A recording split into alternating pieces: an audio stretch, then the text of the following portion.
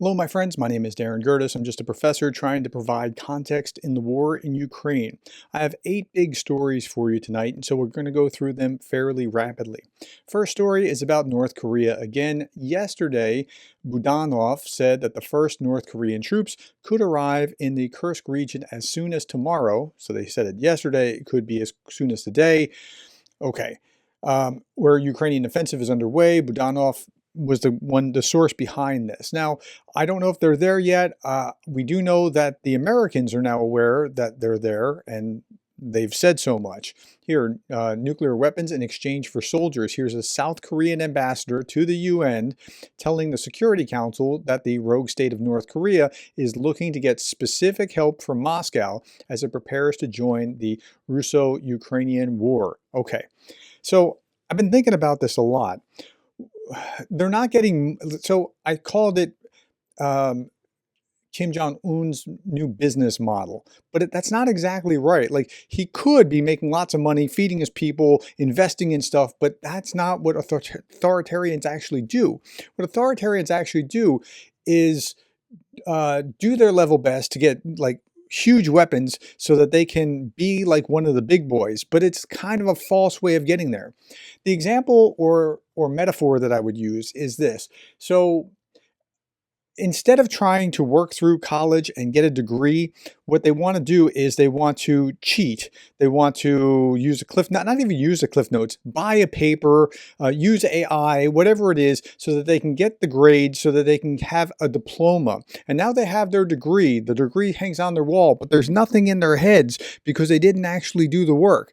That's kind of like what these authoritarians do to their economies. Instead of working out a robust economy that can afford to pay a small amount of taxes to build the military, they just want to get the military. Don't worry about any of the economy or the well-being of the people or anything along those lines. That's how they think. That's how they process. That's what they're after ultimately, and they don't care about who gets hurt along the way. So that's what North Korea is doing. This is their business model to have the equivalent of a degree. They want to be a player on the world stage without having the knowledge that actually supports the degree. Okay, I hope that explanation makes sense. It works with my world in college. Okay, according to the head of the Defense Intelligence Service of Ukraine, Russia is helping the DPRK circumvent sanctions and strengthen its nuclear capabilities. Thus, Russia is transferring some technologies for low-yield tactical nuclear weapons and underwater missile launch systems to North Korea. Okay, so that's the deal. We get troops, we have bodies, you get this. Everybody's, well, between them, are happy. Okay, now the U.S. has actually confirmed it. The U.S. confirms sending troops from DPRK to Russia. I mean, everybody else, you could have gone on YouTube and found out a week ago, but okay. Evidence has emerged. This was stated by the Pentagon Chief, Secretary of Defense Lloyd Austin, during a visit to Kyiv. And now, in his defense, he doesn't want to jump the gun, so he's waiting until he has official confirmation, but it seems like he waited a long time.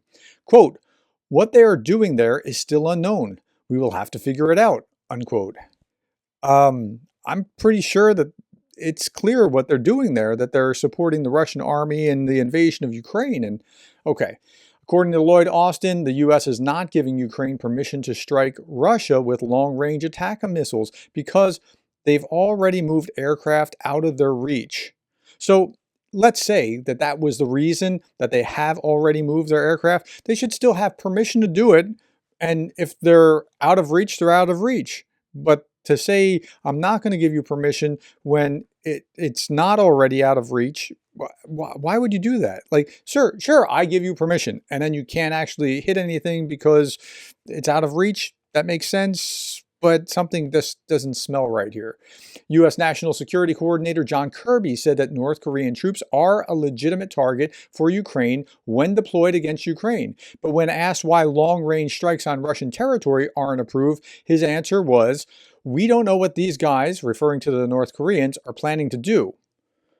I'm not sure what that has to do with the why can't you use long-range strikes, but again, it's like we're trying not to help Ukraine with long-range strikes. And I think that actually is what's happening. Okay, next. In 4 years, the following 7 countries will ask why they are at war with a coalition of Russia, Iran, North Korea, China, maybe Venezuela, Belarus, several African nations, and why international trade routes are blockaded and why 40% of their GDP is allocated to defense. Now, these are the 7 member states that immediately said that they oppose accession to NATO.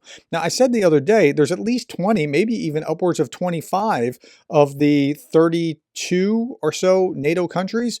And here we are: Germany, the United States, Hungary. Well, we knew Hungary, Slovakia, yeah, Spain, Belgium, and Slovenia. Belgium's the one that I didn't see coming, but the other ones, Germany will follow whatever the U.S. does. Hungary and Slovakia, you could have seen that coming. Spain and Slovenia, not necessarily, but Belgium, I'm shocked by. Okay. Next, Anton Gerashenko posted this about Lukashenko in Belarus. There should be, Lukashenko says, there should be guarantees for Russia that, having established an armistice, the West will not start rearming the Ukrainian armed forces. Huh? Okay, so if you have an armistice, they can't rearm. While Russia rearms, you want Ukraine to make sure that they stay without weapons. That seems like a really good idea. He's essentially repeating Russian talking points. Russia wants Ukraine unarmed and unable to defend herself. Okay, next story, the BRICS summit. The BRICS summit has been going on for the last couple of days. We saw the UN Secretary General there kind of giving tacit consent by being there when he won't go to a peace conference in Switzerland. But okay, the BRICS countries have approved the Kazan Declaration of the BRICS summit. It's planned to disseminate it to the UN. Other statements, part of what was said was that, quote, the dollar is being used as a weapon. This is a big mistake, unquote. So Putin said that the Russian Federation is not fighting the dollar, but it's looking for alternatives. You're not going to find an alternative. You might find gold, but then you can't manipulate gold, and so you're going to have, that's not necessarily going to work. You can try to use some kind of cyber currency, but I don't think that's going to work out so well. And you're not going to be able to get a currency that all the BRIC countries actually agree on. Now, he also said this. He called the BRICS summit participants in Kazan the world's majority countries. And to some degree, he's kind of right. I mean, you get just India and China, the most populous 2 nations on earth together, and you're halfway to a majority. So, yeah, okay, that's Putin, and he's trying to flex his power through the BRICS by showing he is really a player. He really has this, this lack of confidence about how he's not really invited to the big boy table, and that shows through in some things. Okay, Poland is closing the Russian consulate in Poznan because Russia is waging hybrid warfare and attempts to sabotage the country's territory, according to Polish Foreign Minister Radoslaw Sikorski.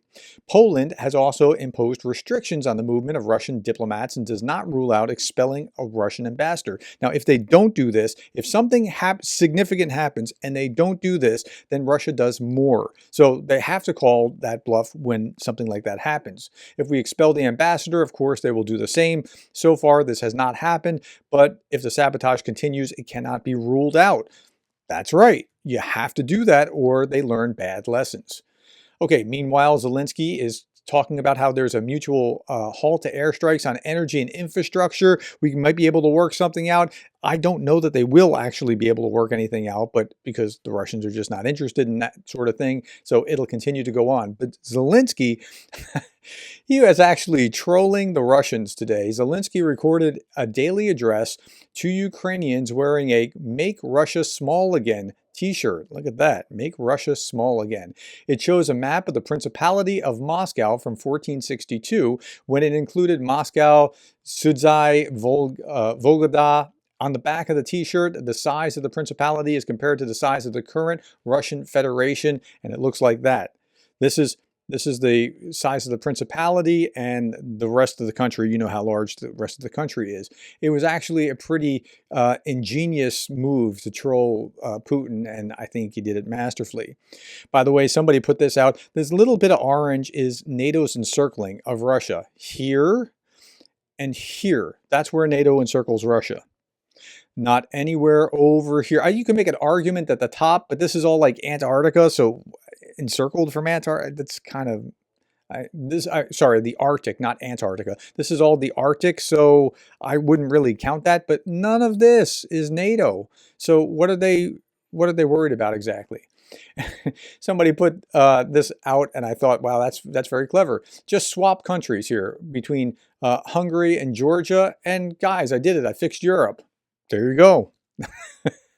And then last, so we've talked a lot about drones. We saw these are drones in the air in what looks like just a beautiful marriage proposal. But the same kind of deep thinkers that can figure out how to do this can figure out how to do some really bad things with drones when they get them to swarm and control them in bad ways. All right, my friends, that's all that I have for today. Thank you for your time. Thank you for the likes, the shares, the subscribes. Thank you for being the kind of person that cares about Ukraine.